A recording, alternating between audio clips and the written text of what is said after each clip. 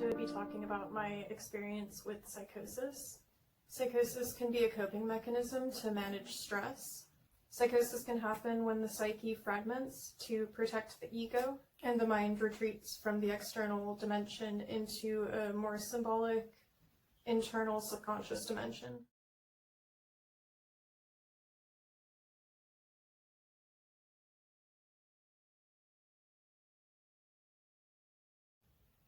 As long as I can remember, I've experienced psychosis.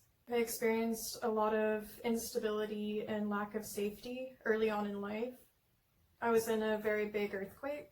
When the earthquake happened, I was 2 and I didn't know what earthquakes were yet.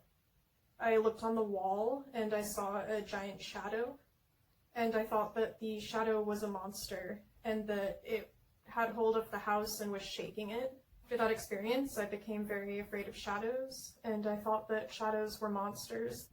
From when I was about 3 onwards, I remember seeing shadow people in my room.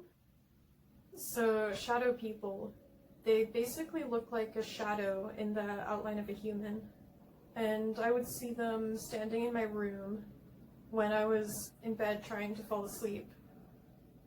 I would see them standing in the corners of my room, at the foot of my bed, walking around in the room. And I would also see them walking up and down the hallway outside my bedroom door.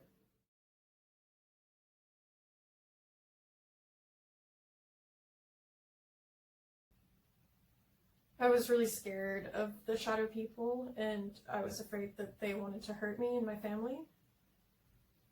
I would also hallucinate zombies coming up out of the floor, rising up through the floor. So as just a little kid, I would lay in bed trying to fall asleep, just being terrified, seeing these shadow people and these zombies in my room.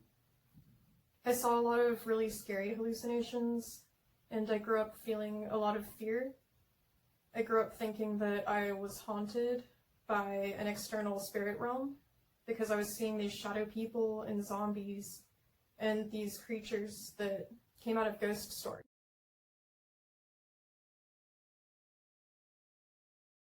Growing up dealing with psychosis made me feel just really scared all of the time. Hallucinations and delusions can serve to protect parts of the psyche. For example, they can deliberately scare you to compel a retreat from reality into the relative safety of the subconscious. There can also be comforting hallucinations. I still didn't fully realize that I was dealing with psychosis. I thought that I was dealing with being haunted by a spirit realm, and then a lot of the hallucinations and delusions that I couldn't explain that way, I either just thought were true or came up with other random explanations to try to justify what I was experiencing. I developed OCD rituals in an attempt to control and ward off these hallucinations. For example, I had one OCD ritual where I would have to say down 3 times in a row as an attempt to keep the zombies from rising up through my floor. When I was around 5 or so and started having dissociative seizures, I would experience dissociative non-epileptic seizures. I would wake up in the middle of the night, wake up out of sleep having a seizure, and it was like a tonic seizure, so all of my muscles all along my back would tense up and just become as tense as they could possibly be, and my back would be arched backwards. It would be really painful. I developed the delusion that it was being caused by the shadow people. I thought that the shadow people were coming up to me and stabbing me in the back with a knife and twisting the knife, because that's what the seizures felt like. I knew I saw the shadow people in my room and I was scared of them, and then I was experiencing this strange sensation and pain in my back, and so I just connected them in my mind. I didn't feel able to reach out or explain any of this, so I didn't get any help with it.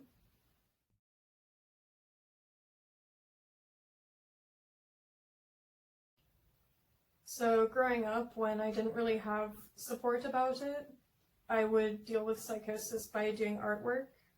I would make artwork and drawings depicting some of my hallucinations, and I would write about my hallucinations and delusions. And in this way, I was able to use artwork to help cope with it on my own and to process the experiences in a safe way.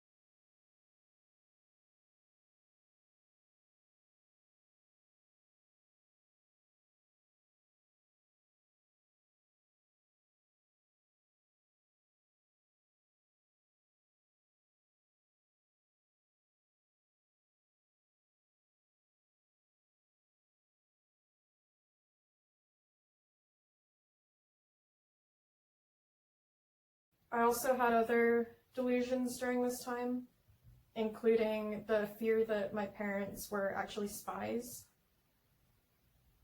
that they were somehow secret government workers that I couldn't trust. I also started having some other weird thoughts, like thinking that people could read my thoughts through my eyes.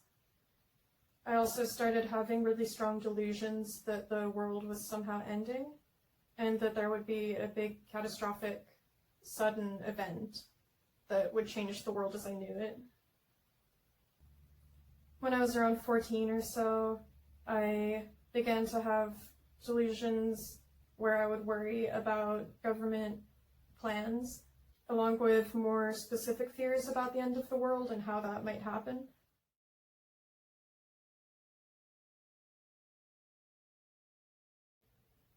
I did have some nice, comforting hallucinations too.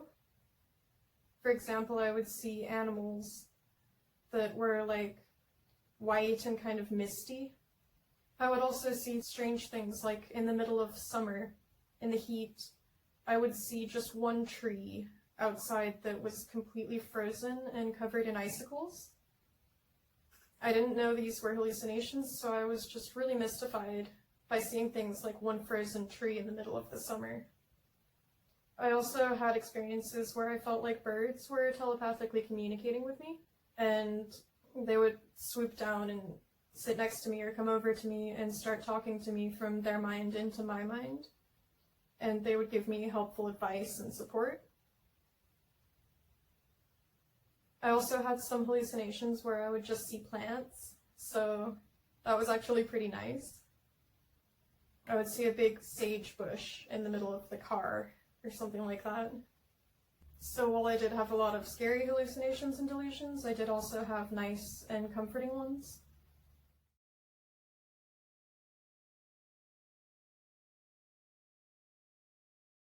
When I got a little older, I started seeing the zombies in other places too.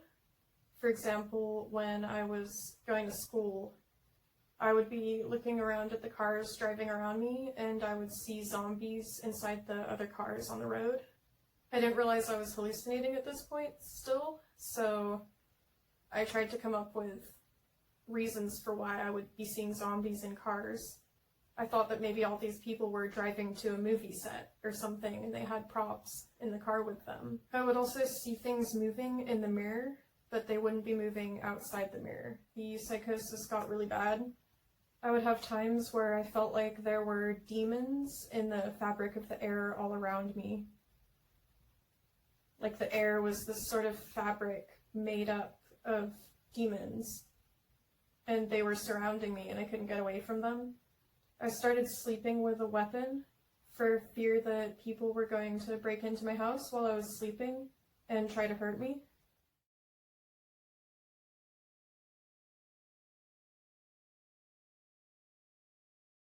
Then when I was 15, my cognitive issues became pretty severe. I started not being able to focus in class, and It felt like I just became unable to think. I couldn't think clearly. My reading comprehension got way worse. I stopped being able to memorize anything, and this affected schoolwork a lot. I had started going to therapy by this time, and I started taking antipsychotic medication, and I tried many kinds, but none of them ever helped me.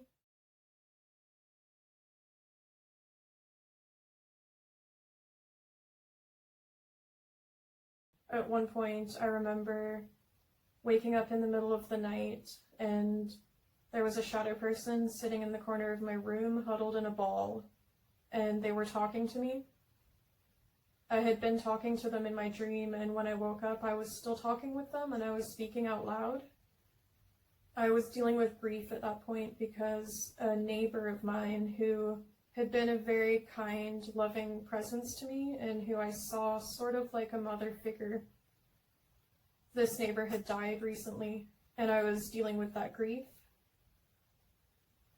This shadow person in the corner of my room came to me and told me that they were that neighbor who had died, and I didn't believe them, and I felt really creeped out. But at the same time, I was so lonely and so desperate for somebody to talk to, I kept talking with the shadow person in my dark bedroom. Even though I didn't believe them, I kept talking to them anyway because I was just that lonely. This is one way that the subconscious helps try to cope with psychosis. This hallucination was trying to help me process my grief over the death of this neighbor who I cared about.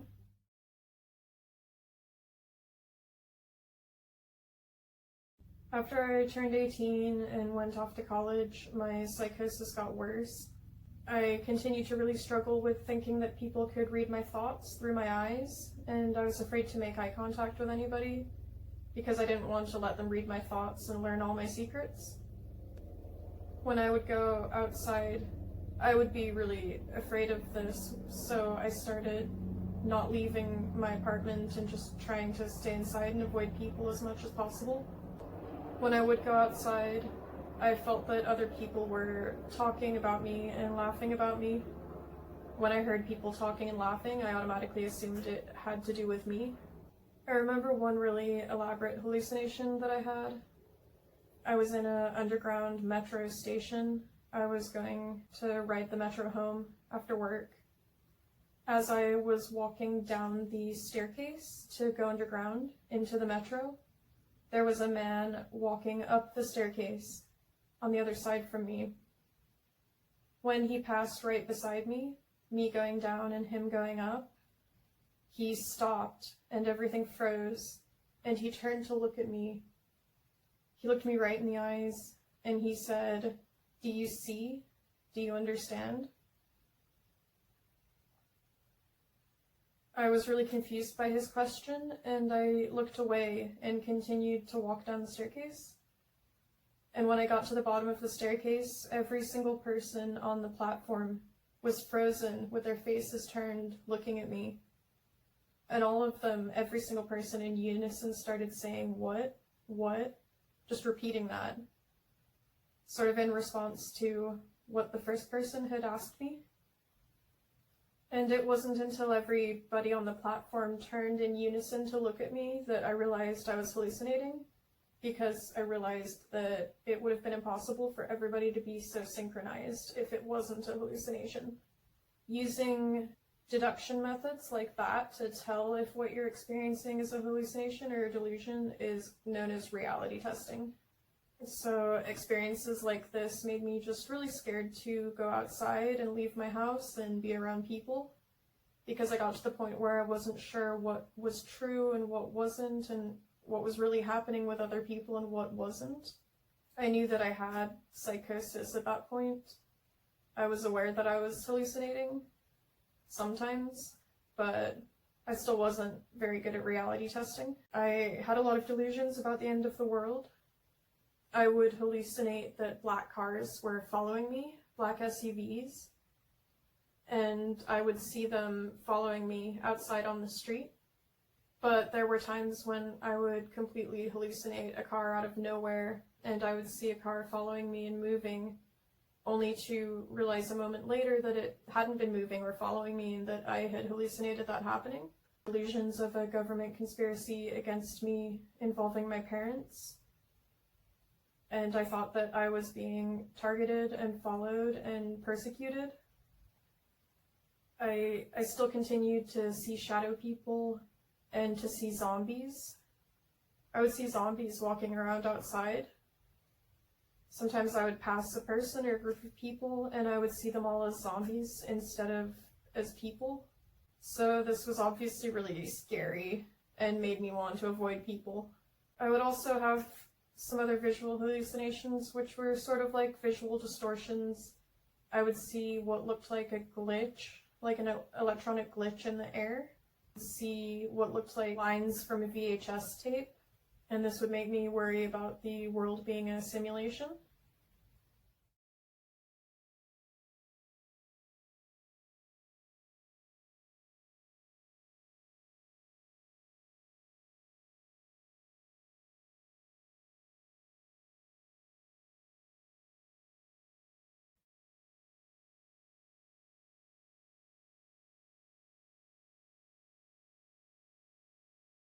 Thankfully, when I was 21, I was able to go to a really good treatment center for eating disorders and trauma.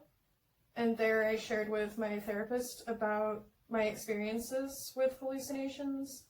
And I also shared some delusions that I was not aware at the time were delusions. I thought that they were real. Thankfully, my therapist understood about psychosis and was able to help me understand what was going on and also help me learn to deal with it. Getting therapy really helped, and being able to talk with a therapist that understands about psychosis. Increasing my sense of safety and stability really helped a lot to cope with psychosis, because this meant that my psyche didn't have to be as reliant on maladaptive coping skills, such as the psychosis. Instead of ignoring hallucinations or delusions, I've found it very helpful to actually acknowledge them. It can be helpful to be curious about symptoms of psychosis instead of being afraid, to be open to understanding what information is being communicated from the subconscious. This can help you learn more about yourself and how to better take care of yourself. Psychosis can get better over time. I've definitely seen that in myself, and my psychosis is far better now than it was in the past. Nowadays, I only deal with hallucinations periodically, and I deal with far less delusions than before. For some people, elements of psychosis may remain even after treatment. But even if an issue still remains, you can always get better at coping with that issue. You can always get better at learning how to deal with experiences such as psychosis. So in that way, things can always get better.